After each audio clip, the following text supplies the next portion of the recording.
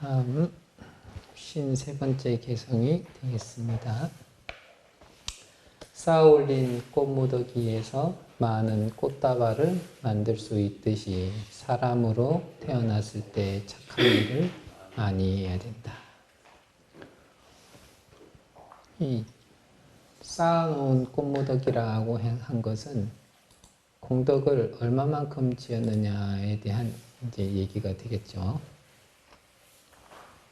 그래서 이 꽃을 얼마나 모아놨느냐, 몇 종류의 꽃을 모아놨느냐, 나는 한 종류의 꽃을 모아놨느냐, 여러 종류의 꽃을 모아놨느냐에 따라서 갖가지로 그 꽃다발을 만들 수 있느냐, 한 종류의 꽃다발만을 만들 수 있느냐, 이런 것들이 달라지게 되죠.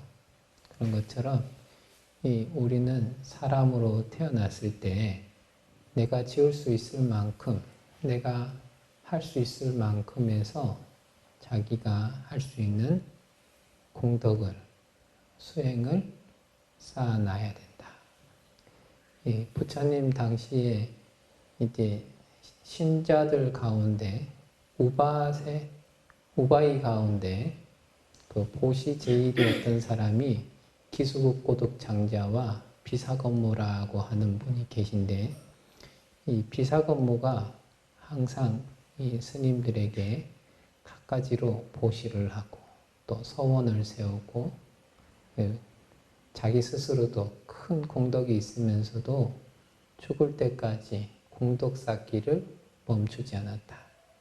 항상 가난한 사람들이나 혹은 스님들한테 계속적으로 공덕을 쌓고 스스로도 공부를 해 나가서 수다한 거, 이런 과위를 얻기도 하고, 항상 부처님을 뵙기를 좋아하고 부처님의 법문 듣기를 좋아하는 그러한 삶들을 살았었다. 그런 것처럼 저 여인이 그와 같이 많은 공덕을 짓는 것처럼 우리들도 그와 같이 공덕을 지어야 된다. 그래서 전에 그 도암 스님 강의 때 아마도 한 번쯤 얘기하셨었던 것 같은데, 이 사천왕천은 이 인간세 50년이 사천왕천의 하루고, 도리천은 이 100년이, 인간세 100년이 도리천의 하루고, 이렇게 배로 넘어가서 도솔천은 인간세 400년이 하루고, 이런 얘기들이 쭉 올라가 있죠. 그래서 색계천에 가면은 1급, 2급이 인간세 하루고, 이렇게 자꾸 얘기를 하게 돼 있고, 또 악업을 지으면 어떻느냐, 인간세 2700년이 지옥에서의 하루고, 이런 얘기들이 자꾸 설려 있죠. 우리는 인간이라고 하는 이 몸을 받아서 인간 세계에서 살아가고 있을 때 수없이 많은 기회와 수없이 많은 위기들이 있는 그러한 땅에 서 있다. 거기서 공덕을 쌓으면은 인천도 혹은 부처님의 세계로 갈 수 있게 되고, 거기에서 허물을 자꾸만 지으면은 사막도로 떨어지게 되어 있다. 그 가운데서도 나는 어느 쪽으로 마음을 쓸 거냐. 마음이 맨날 바로 앞에 개성에 50번째 개성에서 있었지만 맨날 남의 것들을 하는 것을 보고 남의 재산만 헤아릴 거냐, 자기 재산을 늘리는데 노력할 거냐. 우리 이 불교를 공부를 하면서 자기 재산 늘리는 것은 자기 공덕을 닦는 것밖에 없거든요. 자기 재산 까먹는 것은 복은 짓지 않고 갖가지 악업을 지을 때 깎아먹는 일들만 자꾸 생긴다. 근데 우리가 인간으로 태어났을 때 정말 기회의 땅이기도 하고 위기의 땅이기도 한 이 인간의 몸으로서 최대한 자기가 할 수 있을 만큼 착한 일을 하는 것이 훌륭하다.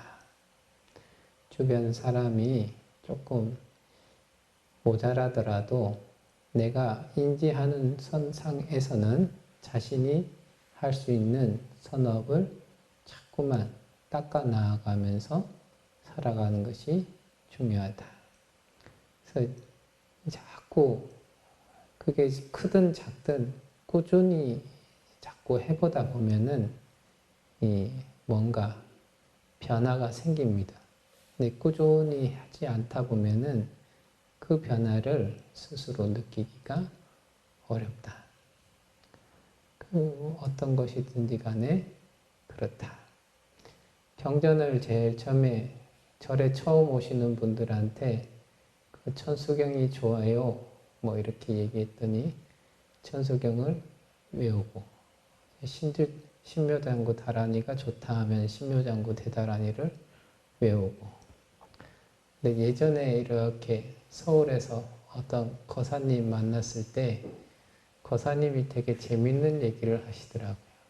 보통 신묘장구 대다라니를 외우십시오 하면 나무라 해서 사바하까지 외우는 그걸 외운다고 하는데 그것까지는 생각이 안 나고 신묘장구 대다라니를 외우라 하니까 신묘장구 대다라니라는 제목만 계속 외운 거예요.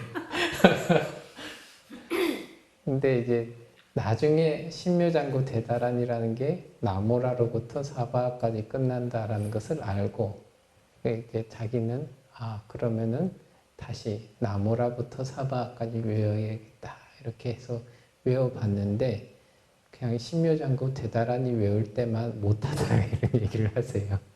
그래서 다시 나는 신묘장구 대다란이만 외운다. 근데 이제 그것도 나름 일리가 있는 것이 각각의 경전에 우리가 이제 예스님들의 글들을 이렇게 보면은 각각의 경전의 제목이 그 경전의 내용을 다 담고 있는 큰 공덕을 지니고 있는 것이라서 그것만 반복해도 큰 공덕이 된다. 거기에서 이제 출발했던 것이 그 일본의 종교라고 하던데 나무 호랭개교라고 해가지고 거기서 주로 하는 게 나무 묘법연화경이거든요. 그 묘법연화경의 제목만을 꾸준히 읽는다. 옛날에 이렇게 그 84,000경을 다 볼 수는 없다 하더라도 나는 법문을 무량하게 배우고 싶다 이렇게 발언을 하셨던 분들이 경전의 제목만 쭉 읽는 거예요. 그것만 계속 반복적으로 쭉 읽으셨던 분들도 있다. 그런 것처럼 그 사람마다 할 수 있는 그 능력이라든지 혹은 자기 취향이라든지 그런 것들이 조금씩 다르긴 다르겠지만 그 어떤 것이 됐든 간에 사람으로 태어났을 때 좋은 공덕이 될 만하고 복덕이 될 만한 일들을 자꾸 짓는다면은 그것이 바로 가장 좋은 일이다. 마치 비사건모가 보시제일이 되었던 것처럼. 그러면 비사건모는 어떻게 보시제일이 되었느냐? 과거생에 부처님께 보시를 잘하는 그러한 사람을 보고 나도 저 사람과 같이 큰 보시를 할 수 있는 사람이 됐으면 좋겠다. 결심을 하고 그때부터 꾸준히 공덕을 쌓고 공덕을 쌓다 보니까 언제나 인천도에 태어나서 그 인천도에 자기가 전생에 쌓았던 복덕으로서 많은 이 재물을 가지고 좋은 가문에서 태어나고 그 좋은 가문에 태어났어도 자기의 오만한 마음들을 키우는 것보다는 부처님에 대한 그 보시와 지계 쪽으로 마음을 잘 돌려서 그로 꾸준히 이렇게 공부를 하다 보니까 서가모니 부처님을 만나서는 과의도 중극하고 대대로 우바이 가운데서는 보시제일이라고 하는 그러한 칭호도 없고 그와 같이 지내게 되었다.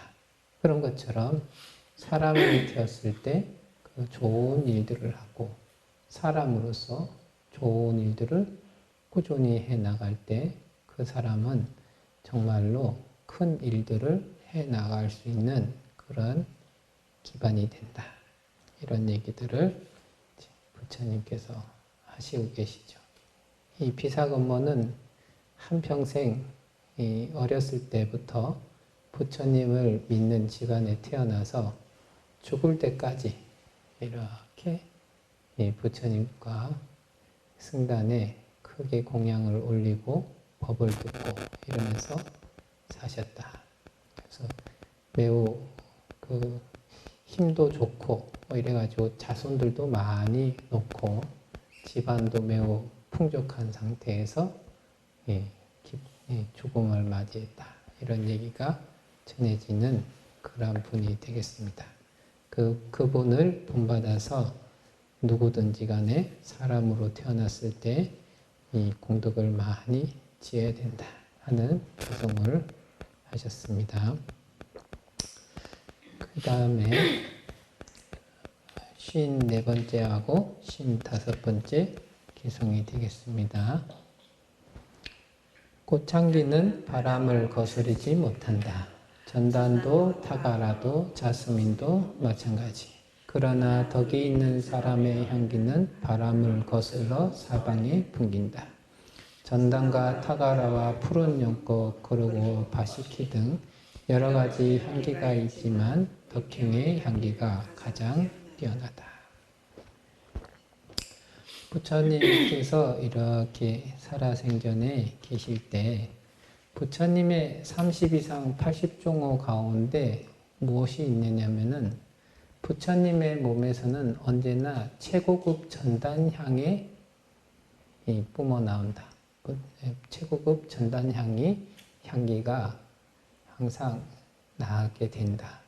근데 이 전단향의 부처님 몸에서 나는 전단향의 향기는 바람이라든지 어떠한 외부 조건에 의해서 안 맡아지거나 맡아지거나 하지 않고 그 부처님 사방 주위로는 언제나 전단향의 향기를 맡을 수 있다. 이런 얘기가 이제 경전에 실려 있죠. 그래서 아난존자가 이렇게 생각을 해봤더니 바깥에서 정말로 좋은 향기를 뿜어내는 것들, 그 세상에 어떤 거하고 비할 수 없이 좋은 향기를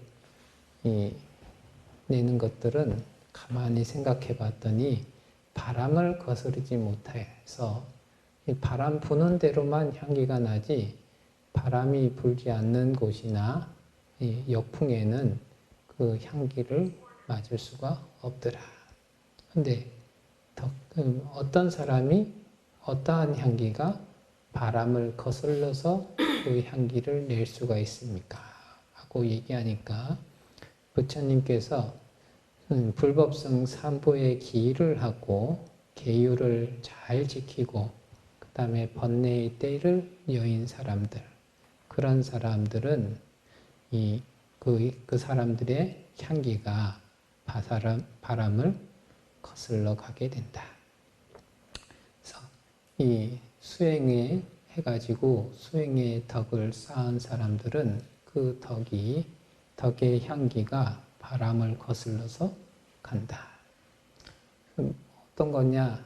정말로 도덕적으로 훌륭하고 잘 살고 또한 남에게 잘 베풀고 이러한 분들은 그분이 어디에 있든지 간에 그 사람의 명성이 주변에 거리에 상관없이 들려오게 된다. 우리나라에도 뭐 훌륭한 스님들이 있겠지만 가장 멀리 떨어져 있는 스님들 중에 가장 뭐 훌륭하다 하시는 분이 이제 달라이라마가 계시겠죠.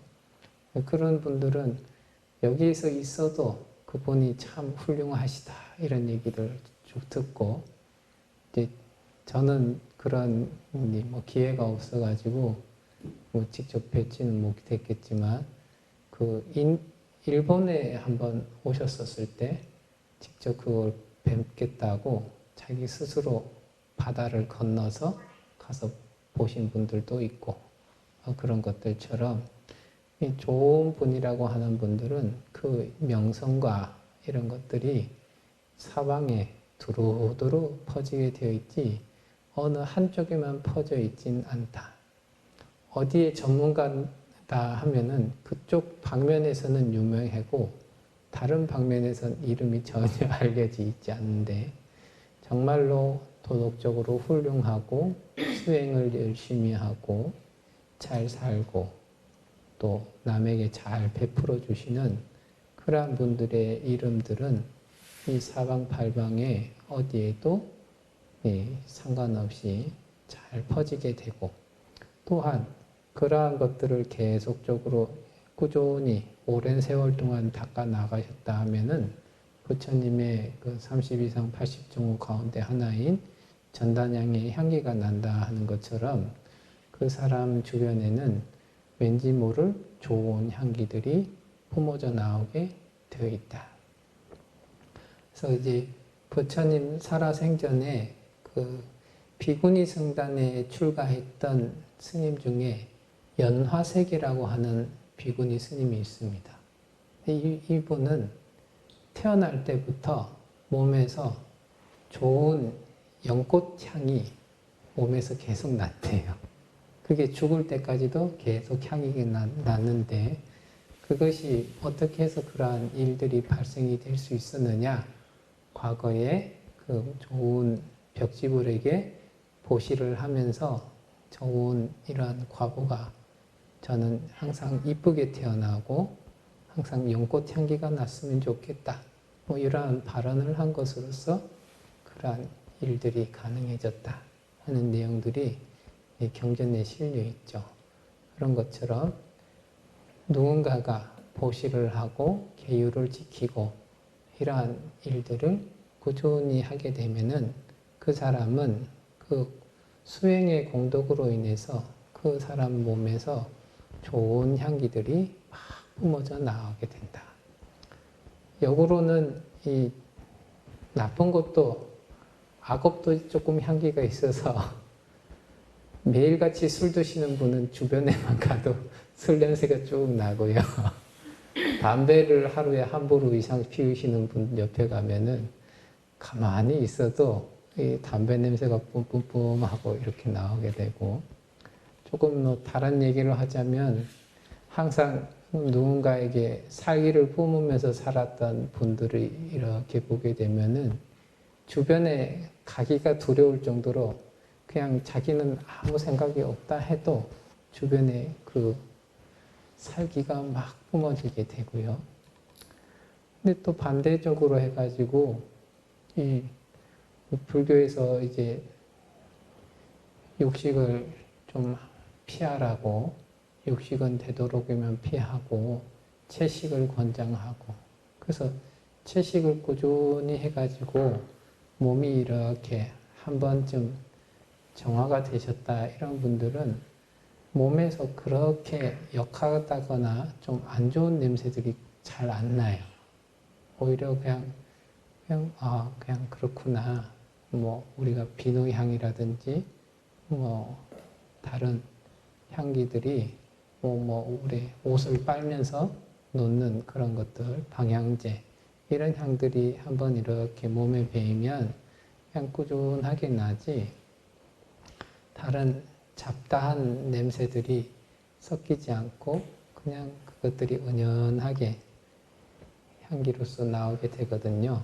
그래서 우리가 이렇게 살아갈 때 부처님의 말씀에 의지해서 살아가면 살아갈수록 몸에서 악독한 나쁜 향기들은 점차 사라지고 좋은 향기가 우리한테 이렇게 채워지게 되어 있어요.